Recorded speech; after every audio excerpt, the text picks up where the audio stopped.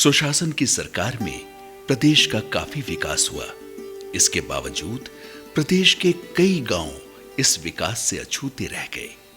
कारण कई थे जिस पर मंथन और उसके निवारण की जरूरत थी, ताकि विकास की हकीकत और उसका लाभ जमीनी स्तर पर यानी समाज में अंतिम पायदान पर मौजूद लोगों तक ही नहीं बल्कि समाज के हर वर्ग तक पहुंच सके। और कमियों को दूर कर 7 निश्चय महागठबंधन सरकार ने लिए, जिसमें हर वर्ग और प्रदेश के हर कोने के विकास के लिए काफी कुछ था। 7 निश्चय को पूरा करने के लिए कई कार्यक्रमों की शुरुआत की गई। सरकारी कार्यक्रमों का क्रियान्वयन सही ढंग से हो रहा है और उन जगहों की यथास्थिति जानने के लिए 9 नवंबर 2016 को माननीय मुख्यमंत्री जी के द्वारा निश्चय यात्रा की शुरुआत की गई। 15 दिसंबर 2016 को शुरुआत हुई चौथे चरण की निश्चय यात्रा, जिसका पहला पड़ाव था सुपौल तो दूसरा पड़ाव था मधेपुरा। मधेपुरा तपोभूमि रही है ऋषि श्रृंगी की, जहां प्रसिद्ध सिंहेश्वर स्थान है। मधेपुरा कुषाण वंश के शासन काल का साक्षी है।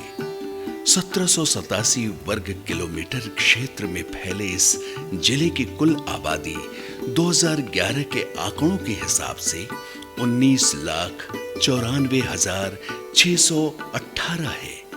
ये जगह कोशी नदी के मैदानी इलाके में स्थित है।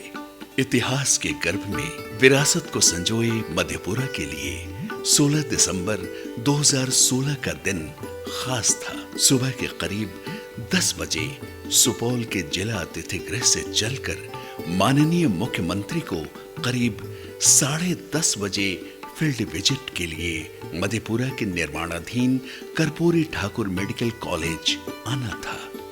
बिहार सरकार के कई वरिष्ठ अधिकारी समारोह स्थल पर मौजूद थे। स्थानीय लोग माननीय मुख्यमंत्री के आगमन से काफी उत्साहित थे। समयानुसार माननीय मुख्यमंत्री जी का आगमन कर्पूरी ठाकुर मेडिकल कॉलेज के कैंपस में हुआ। सुरक्षा कर्मियों ने सलामी दी।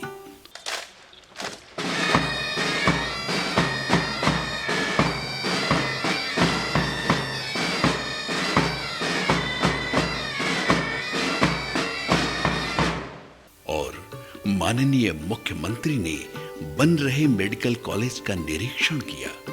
इस दौरान वो अधिकारियों से जानकारी भी ले रहे थे। चौथे चरण की निश्चय यात्रा का दूसरे दिन के फील्ड विजिट का ये पहला पड़ाव था, जहां हो रहे कामों का निरीक्षण माननीय मुख्यमंत्री श्री नीतीश कुमार के द्वारा किया जा रहा था। करीब आधे घंटे तक निरीक्षण करने और अधिकारियों को जरूरी निर्देश देने के बाद माननीय मुख्यमंत्री मधेपुरा के सुखासन पंचायत के लिए निकल पड़े।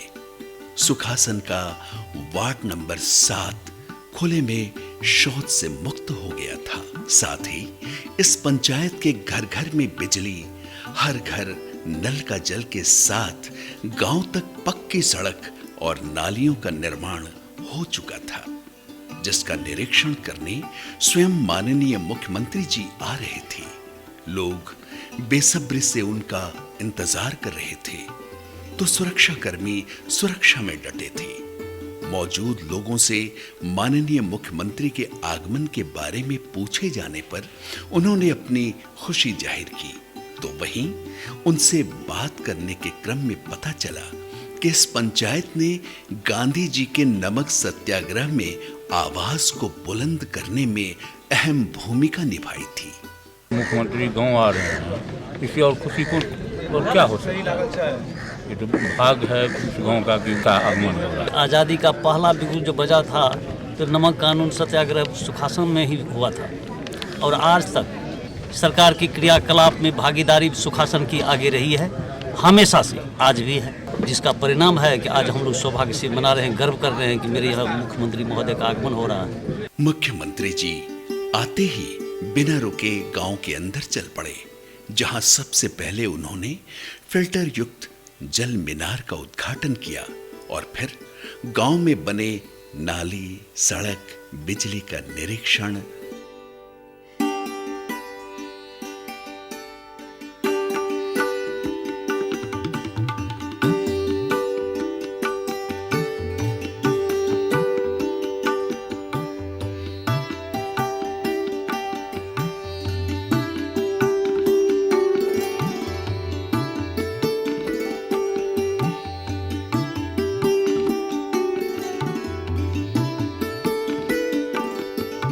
इस मौके पर ऊर्जा मंत्री विजेंद्र यादव व कई वरिष्ठ मंत्री भी मौजूद थे। गांव का निरीक्षण करने के बाद माननीय मुख्यमंत्री सभा स्थल पर आए और गांव के लोगों से बातचीत की।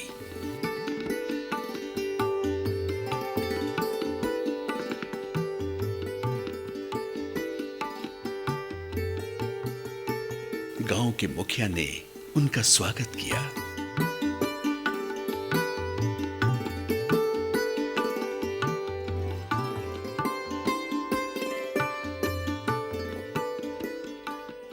युवा कमेटी के अध्यक्ष चुनी गई है यहाँ बैठक करके सर, और आगे यही इसको मेंटेन भी करेंगे, चलाएंगे भी। श्रीमती सुखनी देवी बना है, वार्ड वाइज बनाए हैं या पूरी पंचायत का बना है? सर एक जगह जहाँ हम लोग ये बना रहे हैं, पानी का सिस्टम दे रहे हैं सर, उतने से जितना घर हमारा कवर्ड हो पाएगा सर, एक सिस्टम से। अगर एक वार्ड होगा सर तो उसके लिए एक वास कमेटी होगी, 2 वार्ड भी होगा कुछ जगहों पर सर तो 2 वास, उसके लिए 2 के लिए 1 वास कमेटी होगी sir. Water, sanitation and hygiene तीनों चीज रखा है सर इसमें। और इसके जुरिडिक्शन में सर स्कूल और आंगनबाड़ी को रखा कि वहाँ भी सैनिटेशन और हाइजीन को ये प्रमोट कर पाएगा सर, प्रोत्साहन दे पाएगा। लोगों से बात करने के बाद उन्होंने प्रदेश में किए जा रहे कामों के बारे में बताया।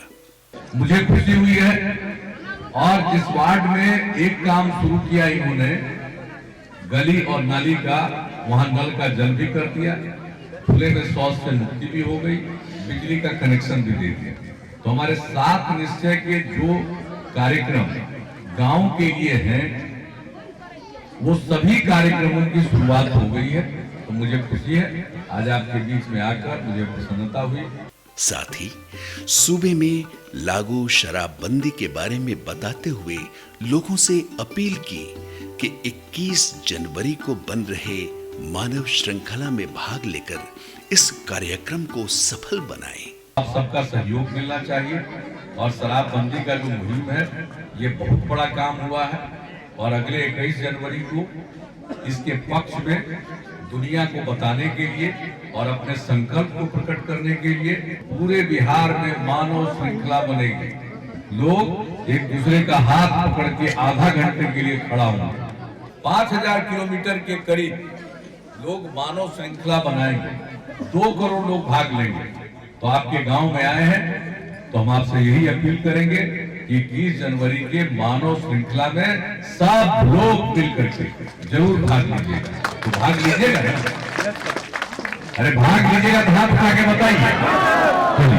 बहुत धन्यवाद। इसके बाद माननीय मुख्यमंत्री का तीसरा पड़ाव था समिधा, जहां कौशल विकास केंद्र एवं प्रशिक्षण केंद्र का उद्घाटन माननीय मुख्यमंत्री जी के कर कमलों द्वारा किया जाना था। इसको करने से हमारी योग्यता में कुछ विकास होगा। ये हम अपने स्किल डेवलपमेंट के लिए कर रहे हैं, जिससे हम अपने लाइफ में कुछ आगे प्रोग्रेस कर सकें। इससे बेरोजगार को जॉब मिलने में आसानी होगा। सुखासन से मुख्यमंत्री नीतीश कुमार का समिधा आगमन होने पर मिथिला रीति रिवाज से माननीय मुख्यमंत्री का स्वागत किया गया।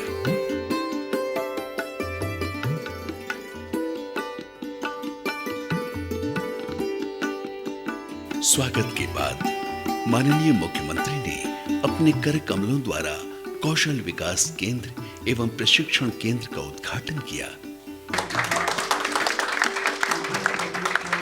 इस मौके पर छात्र छात्राओं के परिचय के साथ केंद्र में सिखाए जाने वाले कोर्स की जानकारी भी उनसे ली गई।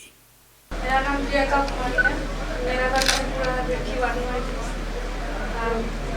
ये केवाईसी कुशल युवा परियोजना में एडमिशन कराया है। इसमें आज से हम लोग का स्टार्ट हो रहा है ट्रेनिंग। वहीं मुख्यमंत्री ने अपनी योजना की शुरुआत होने पर प्रसन्नता जाहिर करते हुए युवाओं को बिहार की पूंजी बताया। जो निश्चय यात्रा और अनेक आपके कौशल विकास केंद्र को हमने देखा तो उसका निर्माण हुआ, लेकिन आज पहली बार खुशी हुई कि 15 दिसंबर से इसकी शुरुआत हुई और आज हम मधेपुरा में हैं। आज इसकी शुरुआत देखने का मौका मिला। आप समझ सकते हैं कि हमने जो सोचा और इसके लिए कंसल्टेंट का चयन, कौन इस काम को कराएगा, फिर एजेंसी का चयन, यह सब एक लंबी प्रक्रिया है और पूरी पारदर्शी प्रक्रिया को अपनाते हुए ट्रांसपेरेंट प्रोसीजर से हम लोगों ने सारा काम किया और कम से कम 1 साल हम लोगों की सरकार बने हुआ है और 1 साल में 7 निश्चय के सारे काम। स्टूडेंट क्रेडिट कार्ड का भी आगे पढ़ना चाहेगा, हम लोग उसको खूब अच्छे ढंग से प्रचारित कर रहे हैं। मुख्यमंत्री केंद्र से चेतना सभा में जाने के लिए जब बाहर निकले तब लोगों का हुजूम उनके दर्शन को खड़ा था। मुख्यमंत्री जी ने लोगों का अभिवादन किया। इसके बाद बीएन मंडल स्टेडियम में होने वाले चेतना सभा में शामिल होने के लिए वो निकल पड़े। मुख्यमंत्री जी को सुनने के लिए बीएन मंडल स्टेडियम में जन सैलाब उमड़ पड़ा था। लोगों को योजनाबद्ध तरीके से बिठाया गया था। मंच के बाईं तरफ जनप्रतिनिधियों को बिठाया गया था तो सामने जीविका की दीदियों को। मुख्यमंत्री जी के आगमन के पूर्व कई सांस्कृतिक कार्यक्रम भी पेश किए गए।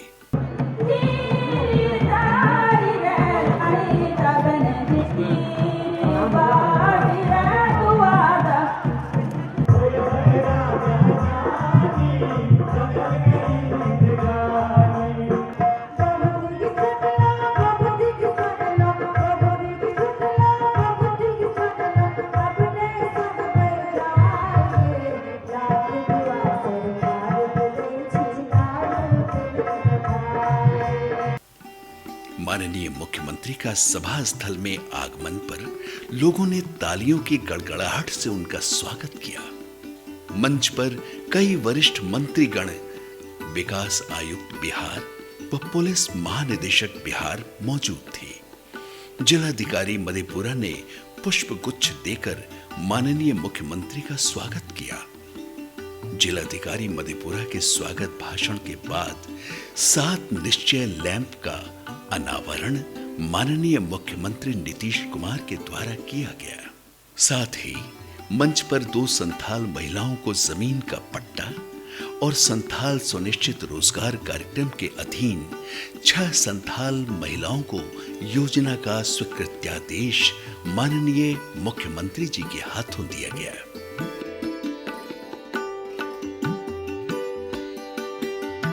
इसके बाद पुलिस महानिदेशक बिहार श्री पी.के. ठाकुर, विकास आयुक्त बिहार शिशिर सिन्हा व मौजूद मंत्रीगण के संबोधन के बाद ऊर्जा एवं वाणिज्य मंत्री सह प्रभारी मंत्री मधेपुरा श्री विजेंद्र प्रसाद यादव ने भारतीय संस्कृति में 7 अंक की विशेषताओं के बारे में बताया। कहावत है अपने इलाके में कि 7 नदी मिलके कोसी बनती है, सप्त कोसी। 7 सितारे, सप्त ऋषि, 7 दिन का सप्ताह, 7 रंग का आसमान। तो ये सब 7 शब्द भारतीय संस्कृति में अपनी खासियत और अपनी विशिष्टता रखता है। प्रगति की निशानी है, समृद्धि और विशिष्टता का प्रतीक है। उसी के आधार पर माननीय मुख्यमंत्री जी का 7 निश्चय गांव, गरीब, किसान, मजदूर, बेरोजगार और महिलाओं के लिए। इस मौके पर माननीय मुख्यमंत्री श्री नीतीश कुमार ने समाजवादी आंदोलन को गति, दिशा देने वाली मधेपुरा की धरती को प्रणाम कर चेतना सभा को संबोधित किया। मैं सबसे पहले इस धरती को प्रणाम करता हूं जिस धरती ने समाजवादी आंदोलन को गति दी दिशा, मैं निश्चय यात्रा पर हूं।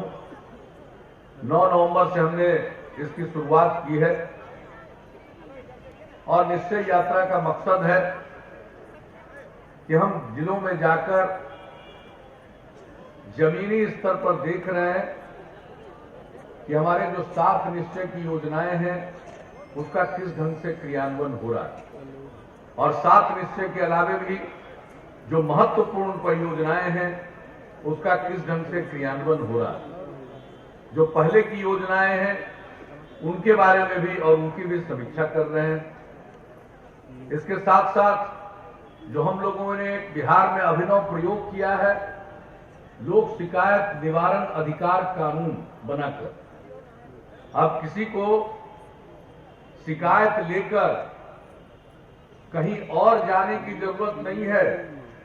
अनुमंडल स्तर पर यानी सब डिवीजन स्तर पर और जिला स्तर पर और हमारे बिहार में जितने विभाग हैं सरकार के स्तर पर, उन सबों में लोक शिकायत निवारण कार्यालय बनाया गया है और लोक शिकायत निवारण अधिकारी की नियुक्ति की गई। उनकी बाजाबता पूरी ट्रेनिंग की गई और अब जो कानून हम लोगों ने बनाया है, यह कानून देश में अनूठा है।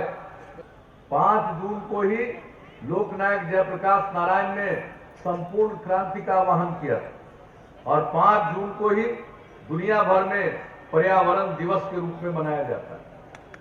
तो उस 5 जून से हमने इसको लागू कर दिया और उसको हम देखने चल रहे हैं। इसलिए अब कहीं भटकने की जरूरत नहीं। शिकायत करना हो तो लोक शिकायत निवारण केंद्र बना हुआ जिला में, सब डिवीजन में जाइए, शिकायत करिए, कम से कम समय में आपके शिकायत का निपटारा होगा। तो ये देखने घूम रहे हैं। इसके अलावा 7 निश्चय चुनाव के पहले महागठबंधन के साझा कार्यक्रम में ऐलान किया गया, सरकार बनी, इसको स्वीकार किया गया और उसके बाद उस पर अमल करने के लिए योजना बननी शुरू हुई और अमल शुरू हो गया। हमने 7 निश्चय में कहा था कि महिलाओं को राज्य सरकार की हर नौकरी में 35% का आरक्षण दिया जाएगा। 20 जनवरी, इस साल के 20 जनवरी से उसको लागू भी कर दिया। 7 निश्चय में तो एक निश्चय लागू हो गया और दूसरा युवाओं के लिए था, उसका जिक्र हमने किया। इस प्रकार से हमारे आज के युवा पीढ़ी के लोग वो दुनिया भर से ज्ञान प्राप्त करना चाहते हैं और नेट के जरिए वो बहुत सारी सूचनाएं प्राप्त कर सकते हैं।